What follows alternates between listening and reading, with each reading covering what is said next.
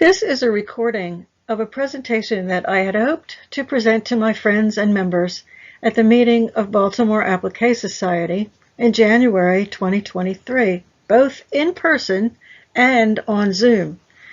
Well, the internet and technology had other plans, and it didn't work out as we had hoped. So I've made this recording to share with members that they can watch at their leisure, but for a limited time. I hope you enjoy it and learn something that you did not know before. Thank you for inviting me to share this quilt with you. I feel very fortunate to be able to do this. Thanks to the help of my husband Ed, who's my tech support and much more. He tolerates my obsessions and makes all this possible. And I must say thanks to the very generous woman who knew I would take good care of this quilt. And tonight I will share with you how and why the Red Rooster quilt came back to Baltimore, and what we've learned about this quilt so far. And there might be some surprises. I've had some expert help with the research from Deb Cooney and Rhonda McAllen. But antique quilts have fascinated me for a long time, especially applique.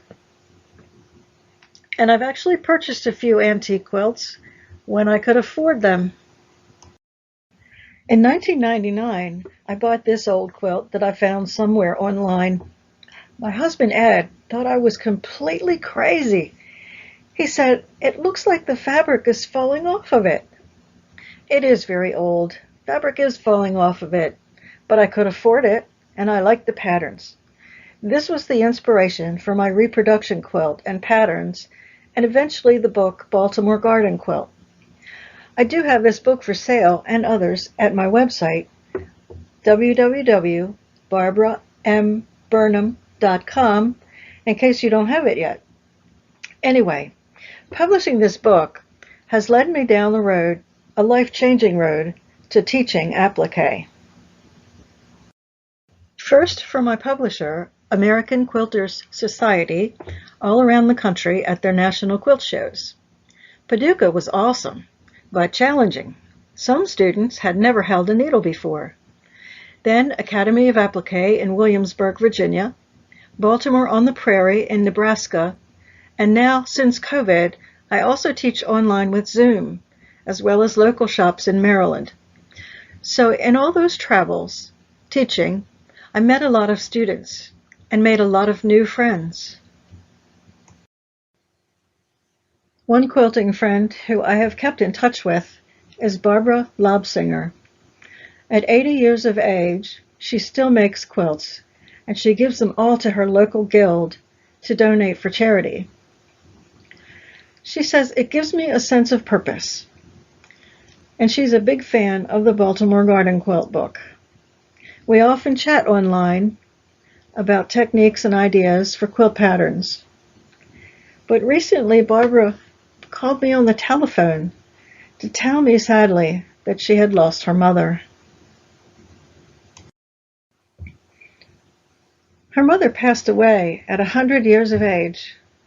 She had made lots of quilts and quilted them all completely by hand. And Barbara inherited all of her mother's quilts,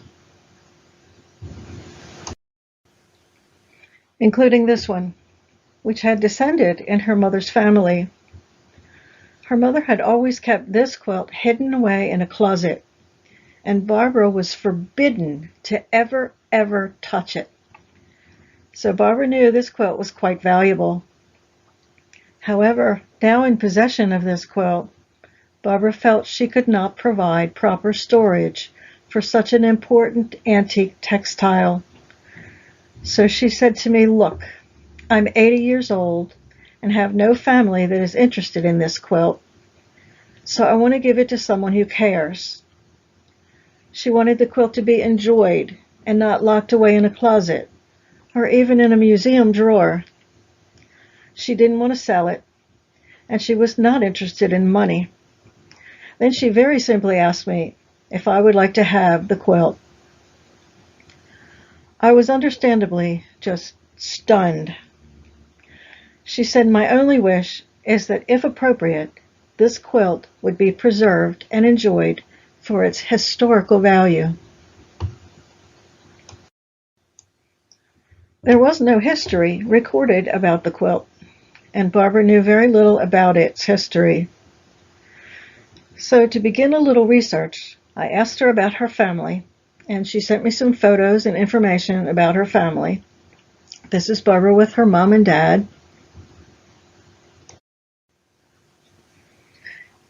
And their full names: Dorothy Louise Marshall Wood and Robert Henry Wood. This is her grandmother, who was married to Roland M. Marshall. It was Roland's mother who passed the quilt to Barbara's mother.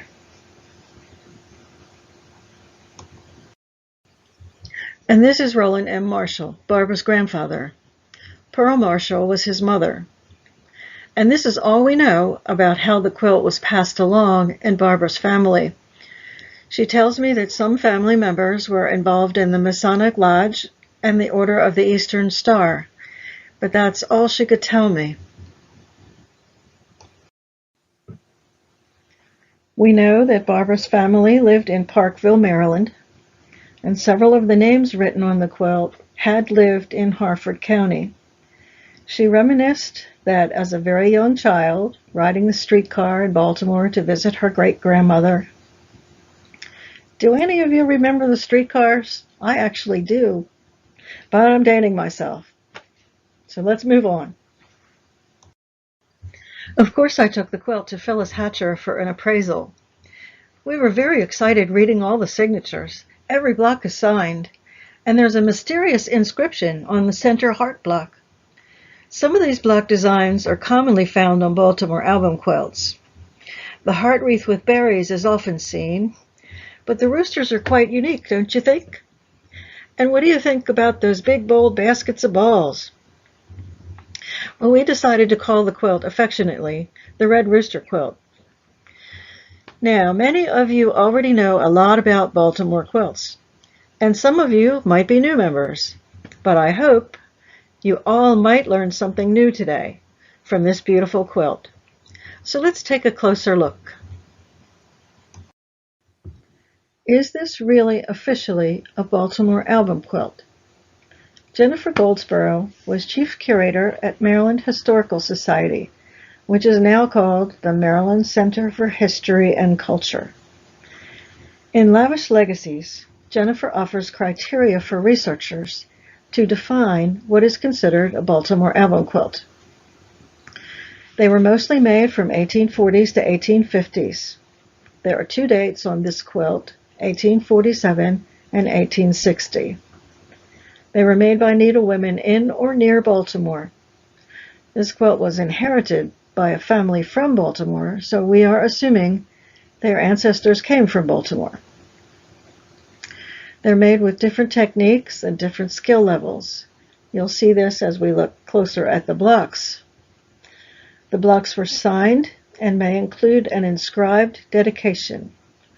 All 25 blocks were signed, and there's an inscription on the center heart.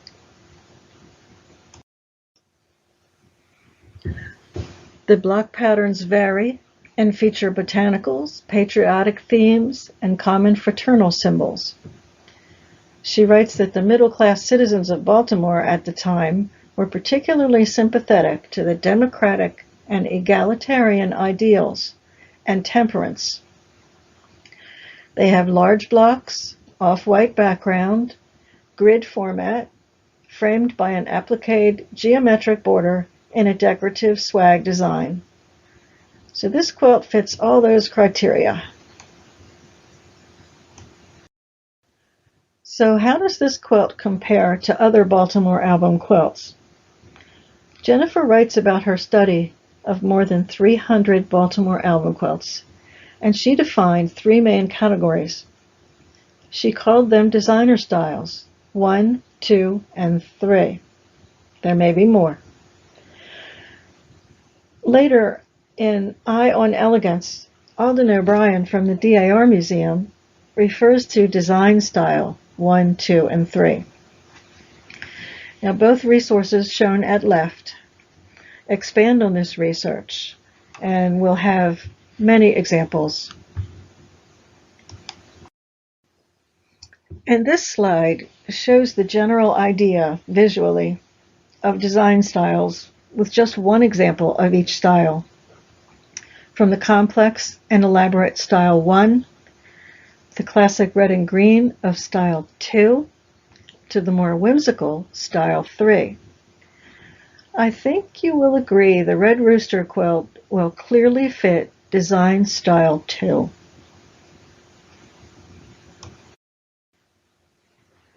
Now, as we look closer at the red rooster quilt in the next slides, you will see examples of all the features of design style 2. Pay attention for each of these features. There will be a test later. Just kidding. They're strongly red and green. They have small-scale prints or solid fabrics, cutwork designs, single-layer applique, rarely layered, occasionally reverse applique over fabric inserts. There are geometric designs. There are patterns often made by folding and cutting to create symmetrical shapes. The crossed laurels block is often included. It has a balanced and cohesive arrangement. Stitching indicates many hands using different techniques and different skill levels, and possibly influenced by cultural and political events of the period. As I refer to the blocks, as we usually refer to them, with letters on top and numbers at left. First, the heart wreath with berries, block C3. This design is occasionally found on Baltimore album quilts with a tribute to Andrew Jackson, so it is often referred to as the Jackson's heart. A member of the audience has a question. She asked, who was Andrew Jackson? Andrew Jackson was the 7th President of the United States from 1829 to 1837. He was very popular as a representative of the common man. He was an American military war hero in the War of 1812 and celebrated for his defeat of the British at the Battle of New Orleans in 1815, and he died in 1845. Do you recognize his picture? You might have his picture in your wallet on a $20 bill. Here there is an inked inscription. It says, "To the contributors, though lost to sight, to memory dear, H.B. Fitzgerald, 1860. The full meaning of this is still a mystery. Who was H.B. Fitzgerald? Obviously, there were contributors. Did they contribute money for some purpose? We think not. We think that practice became popular well after 1860. Were these blocks contributed to someone as a dedication? Or is it a memorial? Do you ever wish we had a time machine to go back in time and find out? And here's a close-up. Can you see the double-line heart quilted around the inscription?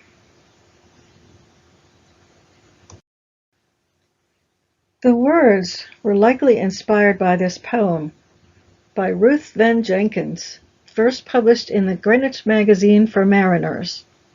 I found the whole poem printed online, but how it relates to the quilt is unknown. Was H.B. Fitzgerald a mariner leaving on a voyage or on a westward journey? Or, again, was this a memorial? It's a mystery. The poem here is difficult to read, and actually, it sounds to me like a rather sad farewell.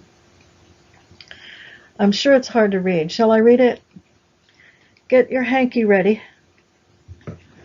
Sweetheart, goodbye. That fluttering sail is spread to waft me far from thee, and soon, before the farthering gale, my ship shall bound upon the sea. Perchance all desolate and forlorn, these eyes shall miss me a year, but unforgotten every charm though lost to sight, to memory dear. Sweetheart, goodbye, one last embrace. O cruel fate, two souls to sever, yet in this heart's most sacred place, thou alone, shall dwell forever, and still shall recollection trace in fancy's mirror, ever near, each smile, each tear, that form, that face, though lost to sight, to memory dear.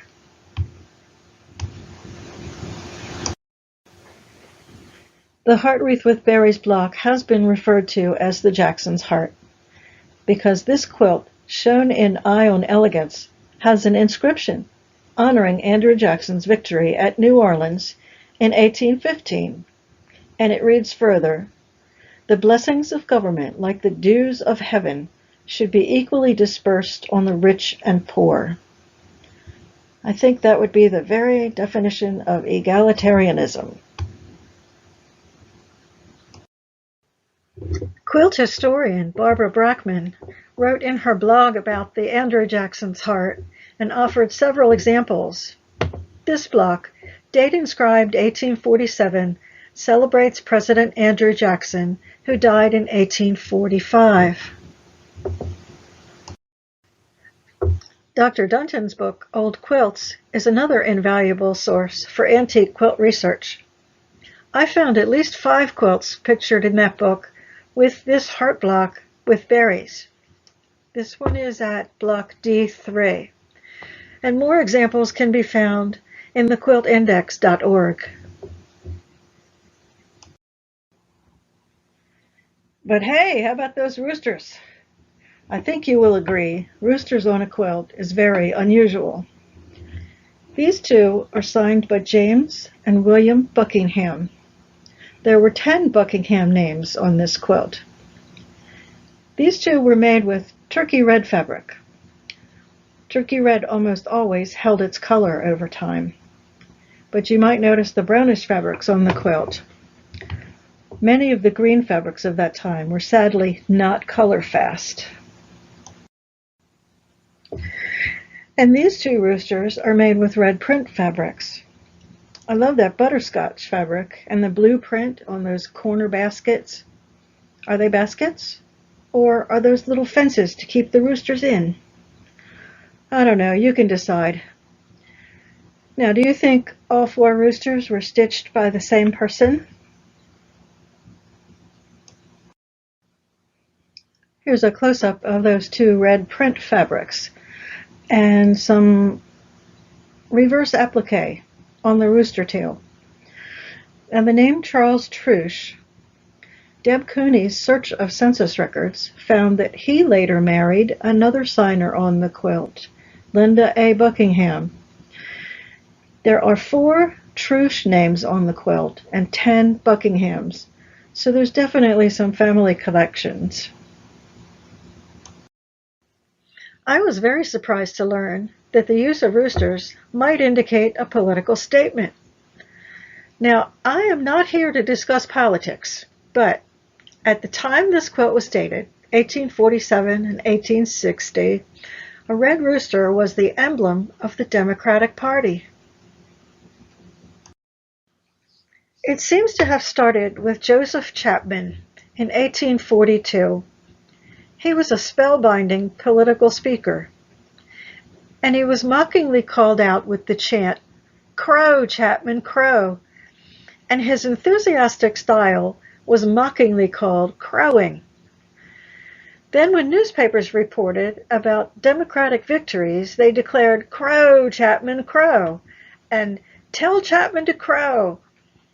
And the red rooster came into general use as the emblem of Democratic victory when James Polk defeated Whig Henry Clay in 1844.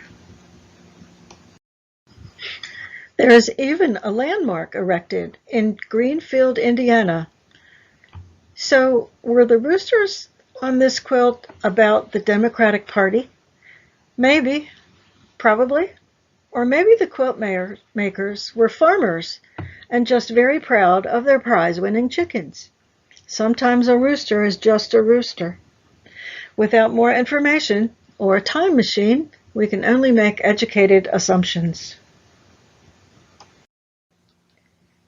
There are a few other quilts from the Baltimore album quilt era with roosters, which may or may not infer political intent. Dr. Dunton's comment about this 1850 quilt reads, "The large red rooster seems to be unique, probably an original design taken from a barnyard model." But this quilt maker also included some patriotic symbols of various flags and eagles. And this one in the collection of the Metropolitan Museum includes a rooster. The museum comment reads, "The center block of the quilt shows an animated red and brown rooster. The emblem of the Democratic Party had probably become familiar when this quilt was made." Also notice the Jackson's heart block in the bottom right.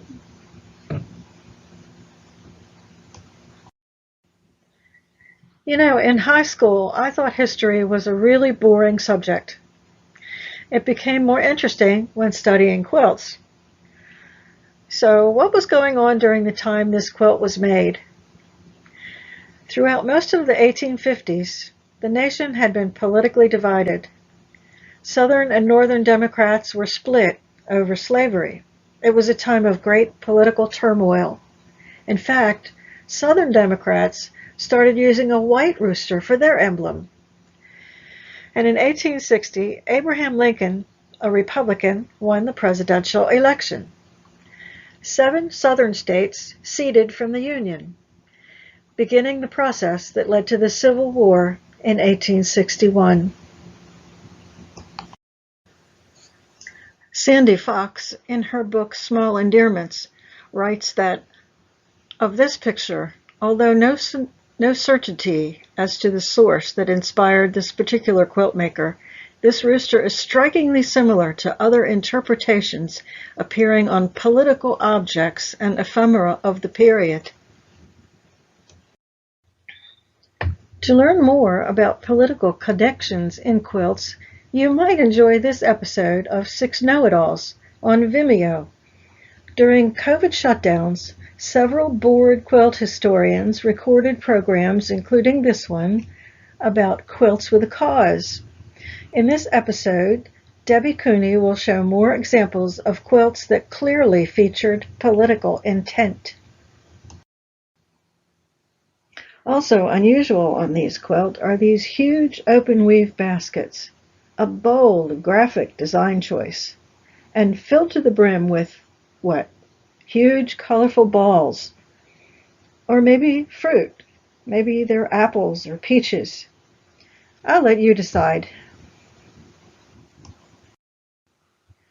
Traditional, more commonly seen blocks include a rose wreath signed by Rebecca S. Buckingham and another by Betsy A. Buckingham, who, below her name, was proud to proclaim her age of 78 years. A close-up of the red and green print fabrics. These flowers were likely formed by simply folding a fabric circle into 8 sides and cutting out one gentle curve. Traditional open wreath blocks with very simple flowers have botanical motifs quilted in the open spaces. Another typical design, often found on Baltimore album quilts, an example of paper cuts, similar to Scherenschnitte, the Swiss-German art of paper cut designs. And these include bits of reverse applique and finish with leafy corners. There are 2 blocks of crossed laurels. This one is signed with initials HBI, meticulously cross-stitched with the date 1847. And this crossed laurels block is a bit less expertly appliqued, and S.E. Buckingham almost ran out of space to sign her name. 2 blocks have sprouts of flowers, again created by folding a fabric circle into 8 sides and cutting out a gentle curve. The brown fabric was probably green at one time, likely another green dye that was not stable. This is probably an original design by Margaret Scott, a whimsical arrangement of greenery. But look at the fine point stitched on that rosebud.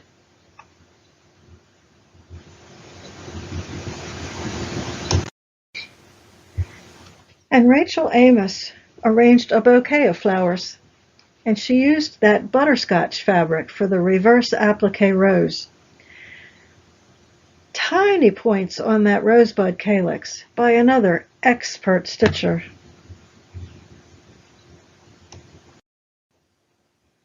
There are 2 blocks with chintz cutouts, also called broderie purse. This one, signed by Eliza J. Rodham, is sewn with edges turned under. Olivia Rodham's chintz wreath was sewn with extremely fine buttonhole and chain stitches.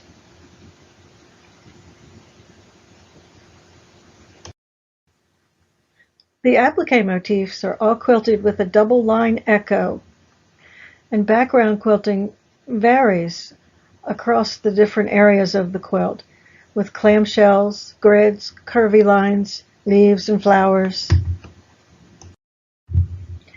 Many Baltimore album quilts are simply a collection of wonderful blocks. But these huge baskets begin an obviously very well planned and coordinated arrangement of designs as they point inward toward the central heart. Filling around the heart are 2 crossed laurels and 2 sprouting flowers. 4 red paper cut blocks are at the compass points, north, south, east, and west. Alternating at left and right are 2 round wreaths and 2 open wreaths. Alternating top and bottom are the 2 chintz blocks and the 2 floral blocks. And of course, rounding out the corners are the red roosters. Now, can you imagine this quilt without that wonderful border that makes such a strong frame? The Red Rooster quilt is boldly framed by a scalloped swag border. The swags are joined by a very unique motif. Are they tassels? Phyllis said they look like little baby rattles. And here you can see some more of the quilting patterns. I hope you can see them. The quilt binding is finished with twill tape, and that will put a binding on my presentation. But oh, just one more thing. Please don't do this to your family and future quilt researchers. Please take the time to label and document your quilts. I hope you've enjoyed the Red Rooster Baltimore album quilt. We hope to learn more about its history, and research will continue. So thank you for enabling my quilt obsession. I will be happy to entertain questions, and there were a few at the last minute. What's in the future for this quilt? That is unknown at this time. Are you going to make patterns? I have traced the patterns, but printing, marketing, and mailing patterns is a lot of time and labor, and getting more and more expensive as we speak. So I don't know. Thanks for listening.